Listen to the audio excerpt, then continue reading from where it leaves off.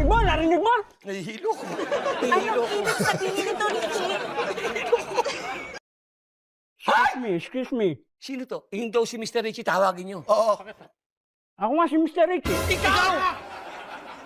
Teka, Sanpit. Sandali lang ha. Ako naguguluhan ako sa inyo yung dalawa.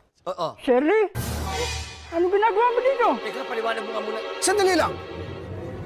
Itong pinag-aagawan yung dalawa? Oo. Ha? Sandali. Iiyak ko. Mga pusa ba kayo? Tinik ito eh.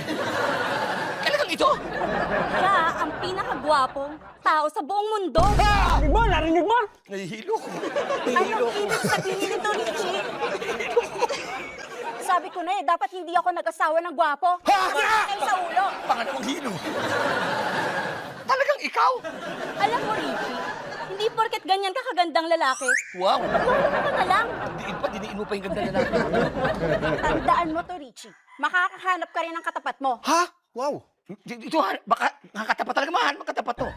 Alam mo dati, gwapo ka pa sa paningin ko eh. Yun na naman. Pero ngayon, maligno ka na. Talaga maligno. Kapal ng mukha mo? Ito. Manloloko ka? Break na tayo! Wow, dapat. Ay! Buti nga sa'yo. Alam niya, Christopher de Lopez style. Ano gumagano ulit? Ha? Ayan pa. Ayan.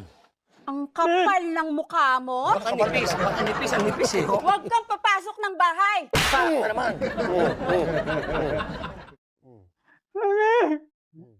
Hoy! Timer ka!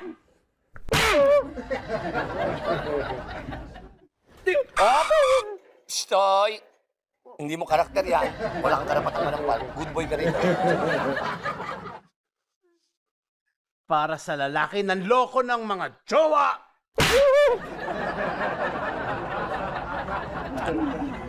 Dali. Hindi ako nagagalit sa'yo. O ano pa man. Hindi kita pinapersonal. Pero tataka ko sa'yo. Dalawang nagagandahan chika babes, nagustuhan ka. Yung itsura ng katawan mo. Lagyan ka lang ng kandila sa likod. Tapatan ka lang. Kita na naman loob mo. Ngayon ako nakakita ng leg. Hanggang pusod. Ang tindi mo. Ha? Ito ang sabihin ko sa'yo. Walang halos selos to. Ang nararamdaman ko, ngit-ngit! Mo! Aray! Mali! Dapat ako ang dialogue nun. Akin yung dialogue na yun. Aray! Tumama sa baba mo. Ayan o, kitang-kita. Ayan o, dugo o. Kaya ako yun. Aray! Sorry. Hindi ko sinasadya. Ngayon pa kayo kung nakibabalik dito.